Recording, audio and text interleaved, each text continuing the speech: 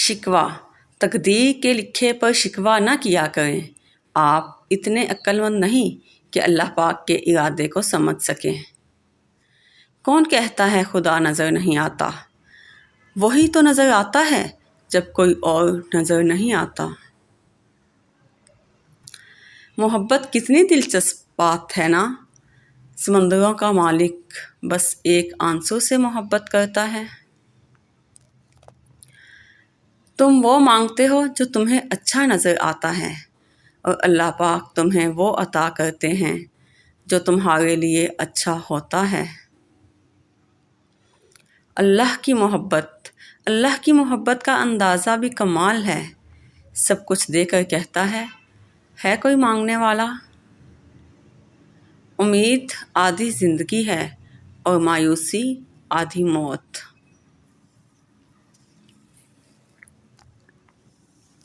दुख जिसने सुख में शुक्र का सजदा अदा किया, उसने दुख में रब को बहुत करीब पाया। कुरान पाक की खूबसूरती ये है कि आप इस पैगाम को बदल नहीं सकते, हाँ, मगर वो आपको बदल सकता है। नमाज जो सजदों में रोता है, उसे तकदीर पर रोना नहीं पड़ता। कुरान कहता है कि जल्द ही अल्लाह पाक आपको इतना देगा कि आप खुश हो जाएंगे। तहज्जुद का सजदा यूं ही तो नहीं पा लिया। तहज्जुद का सजदा, तुमने कुछ तो ऐसा है नामुमकिन जो तुम्हारे लिए मुमकिन होने वाला है। अल्लाह के साथ ताल्लुक़ तो ऐसा होना चाहिए कि आदमी अपने कमरे के अंदर पलंग पर बैठा हो और अल्लाह से गुफ्तगू कर रहा हो, कभी रोए और कभी कभी खूब मुस्कुराए। सुकून, जब तुम सुकून की कमी महसूस करो तो तौबा करो, क्योंकि इंसान को उसके गुनाह बेचैन रखते हैं। आजमाइश भी अल्लाह की तरफ से तुम्हारे सब्र का इम्तिहान होता है। तहज्जुद पढ़ने वालों की तो वो दुआएं भी कबूल हो जाती हैं जिनका जिक्र उन्होंने कभी अपने आप से भी नहीं किया होता। तहज्जुद अल्लाह को बहुत पसंद है। जिसने दोनों जहानों को समेट रखा है, वो तुम्हें कैसे बिखरने देगा। वो कुन का मालिक। यकीन, तुम बस अल्लाह पर यकीन रखो। कैसे मिलेगा ये सोचना तुम्हारा काम नहीं। तहज्जुद का सफ़र, तहज्जुद के वक्त इंसान अल्लाह के बहुत करीब होता है, इतना कि अपनी हर दुआ पूरी करवा सकता है। दुआ की ताकत को कभी कम ना समझें। तकदीर और किस्मत से ज़्यादा ताकत दुआ में होती है। दर्द कितना भी हो, अल्लाह के आगे रोने से सुकून में बदल जाता है। सजदा, अगर सजदा ना होता तो हम उन तमाम दुखों में घिर कर मर जाते जिन्हें हम अल्लाह के सिवा किसी से नहीं कह सकते। जन्नत, सिर्फ नमाज रोज़े के बदले जन्नत नहीं मिलती, मखलूक खुदा का एहसास भी करना पड़ता है।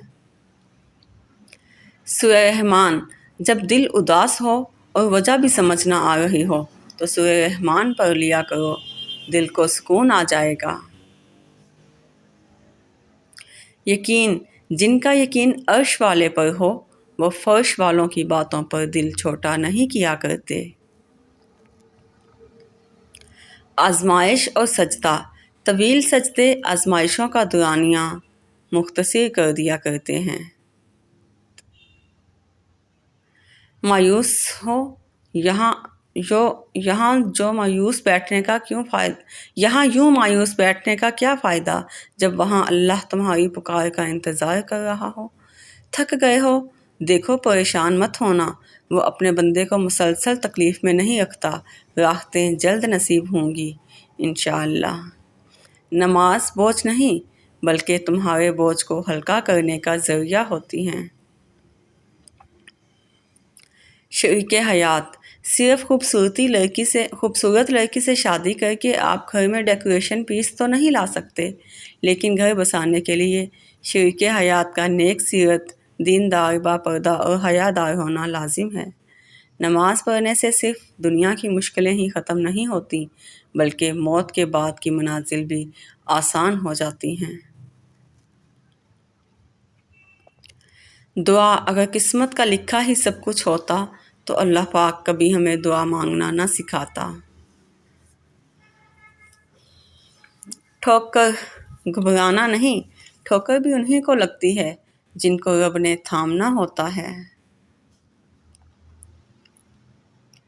کچھ رشتے اللہ پاک خود ختم کرواتا ہے تاکہ ہماری زندگی خراب نہ ہو سکے، بے شک وہ جو کرتا ہے بہتر کرتا ہے۔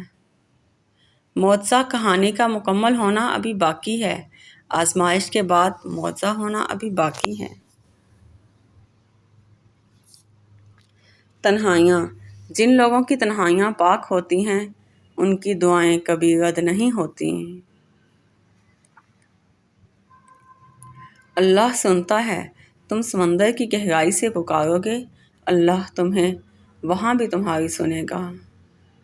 بے شک نماز، ہر وہ شخص بے وفا اور ناقابل اعتبار ہے جو نماز نہیں پڑھتا۔ سکون، اور سکون پتہ ہے کیا ہے؟ اکیلے بیٹھ کر رب سے گفتگو کرنا۔ اللہ سے رشتہ اتنا مضبوط کرو کہ تمہیں کسی کے سہارے کی طلب ختم ہو جائے۔ تہجد شفا بن جاتے ہیں وہ آنسو جو تہجد میں بہائے جاتے ہیں، کن کہتا ہے اللہ اور ایک پل میں مقدر بدل جاتے ہیں۔ موت کی آرزو، کیوں لوگوں کو مرنا آسان لگتا ہے؟ کیا قبر، حشر، حساب کتاب سب مذاق لگتا ہے؟ اللہ کا ذکر، اور دلوں کو سکون تو اللہ پاک کے ذکر میں ہی ہے۔